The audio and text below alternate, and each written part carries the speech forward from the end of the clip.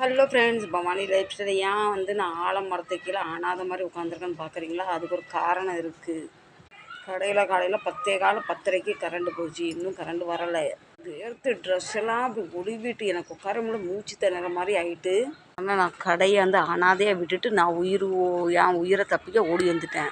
ஏதோ இன்னைக்கு பவர் கட்டாக 5 மணிக்கு தான் கரண்ட் வருமா. ஆனால் இந்த மரத்துக்கீழே உட்காந்த பிறக்க அந்த மரத்தோட ஸ்மெல்லு, அந்த காற்று, அந்த வெயிலோடு அடிக்கிற ஒரு காற்று பார்த்திங்களா, வெயில் கலந்த அந்த மரத்தோட ஸ்மெல் கலந்தது ரொம்ப மைண்டு ஃப்ரெஷ்ஷாக இருக்கும். நல்லா இருக்குது. இவரும் உட்காந்து பார்த்தாரு. கரண்ட் எல்லாம் ஓடி போயிட்டார் அவர் மார்க்கெட்டுக்கு. பின்ன இன்றைக்கி சாப்பிடவும் வேண்டாம், ஏன்னா சாப்பாடு செஞ்சதெல்லாம் வீட்டில் மறந்து வச்சுட்டு வந்துட்டோம். அதனால் பசி அடித்தாலும் காற்றை வாங்கி குடிச்சிக்கணும், அந்த இலையை நாளை பிச்சு சாப்பிட்டுக்கணும். இதை சொன்னால் நீங்கள் எதாவது வெளியேனா வடாப்பா வாங்கி சாப்பிட்டுக்கணும்னு சொல்லியிருக்கேன். நேரமே கெட்ட நேரமாக இருக்குது. நேற்று சோறு கொண்டாந்து கெட்டு போச்சு. இன்றைக்கி செஞ்ச சோறை வீட்டில் வச்சுட்டு வந்துட்டேன்.